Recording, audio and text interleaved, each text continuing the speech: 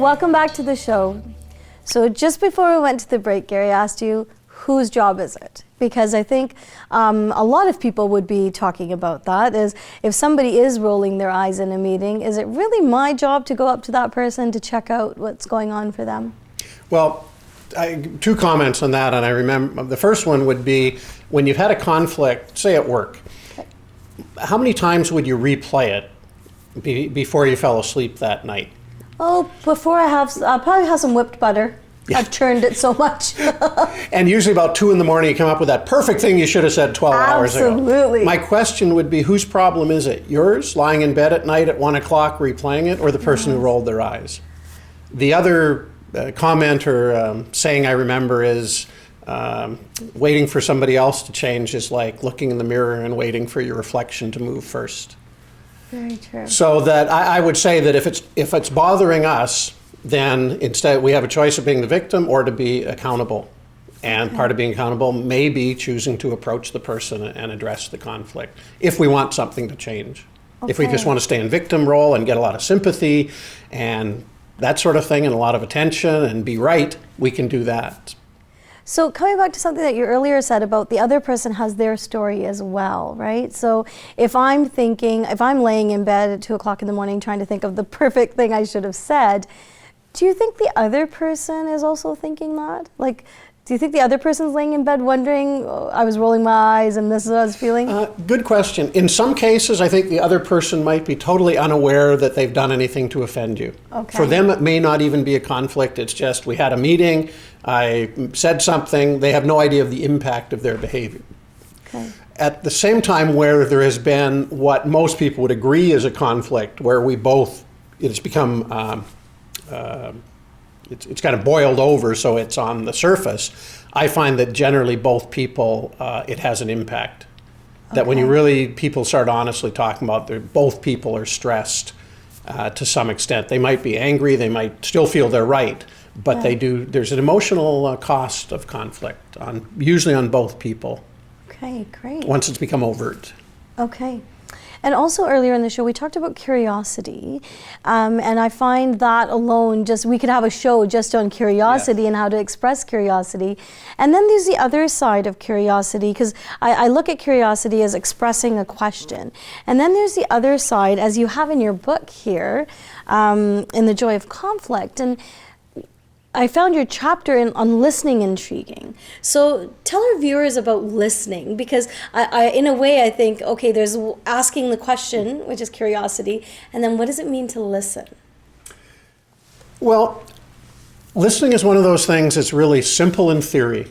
And every communication book, everybody that does any of this work would say we have to listen, and we all know we should. And it's amazing how quickly you can do that in the classroom, and then there's a coffee break and two people are talking politics at the Justice Institute, and they're talking over each other. Yes. So simple in theory, hard to do.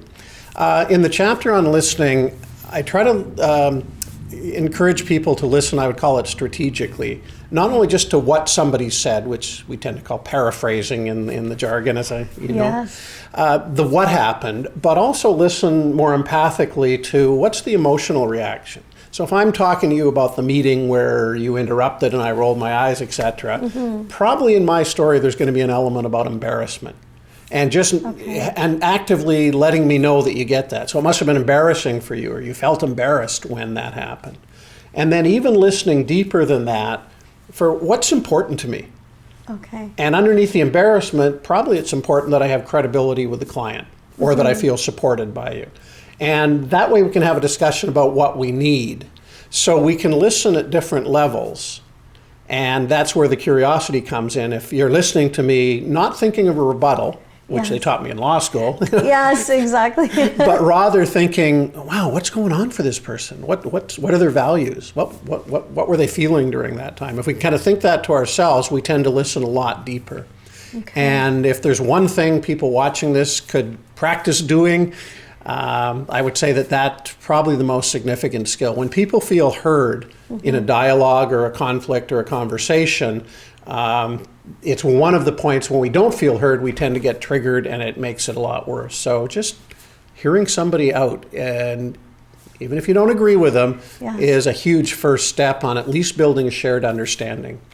Yeah, and then I think combined with remaining curious, I think that's such a great combination of listening with not really having an intention to reply to the other person, but really trying to come from a genuine place of curiosity of what is going on for them. And as you were talking, a really, really interesting exercise came to mind of when I was doing a course and they were teaching us listening skills. And one of the exercises they told us to do was to tape the evening news, listen to the news, and then document everything we heard, everything within that hour or 30 minutes. And I must say, I had really crappy listening skills because I looked back, I looked at my notes, went back and looked at the video of the actual news, and I missed probably 80% of the conversation. I had bullet forms, and it was such a nice eye-opener of what my listening skills are. So is there a way people can build their listening skills? Good question. I think practice is the important thing. And to do it, because if you can imagine how difficult it was for you in that fairly simple exercise, you can imagine how challenging it is when I'm telling you something you don't agree with. Absolutely. You know, when I'm saying in the meeting, you were meddling, and you say, no, that we're so much into that. So I would say start in conversations when the heat isn't up. When you're talking to your spouse or somebody at work talking about, you know, their holiday on the weekend, just, man, that sounds exciting. Pause. They'll say more. So I think we can practice it in conversations, and then hopefully we have that skill strengthened when we do need it, when the heat's up in a conflict. Great. Well, we don't have much time left, Gary. That's and too bad. It's too bad. It was great. I love this topic. It's definitely Did that guy Roy go over? He did. I got a bone to pick with him. Bring us back on together. I'll straighten him out. I can resolve your conflict. We've learned some really good skills today. But thank you so much, Gary. It's been definitely eye-opening, definitely a different perspective on conflict. So thank you for being on the show. Pleasure. Anytime. Great. That's all the time we have for today, and I would like to thank you for taking the time out of your day to join us. And in turn, I hope that we've brought some new ideas for you to ponder until the next time we meet. I would also like to thank our guests, Roy Johnson and Gary Harper, for sharing their knowledge on conflict. Please be sure to tune in next time when we compare strategy through the lens of Sun Tzu's Art of War with compassion in the workplace. We have two very exciting guests lined up, Dr. Terry Power and compassion expert Dana Beal. Until next time, cherish each change as though it opens a door to new possibilities.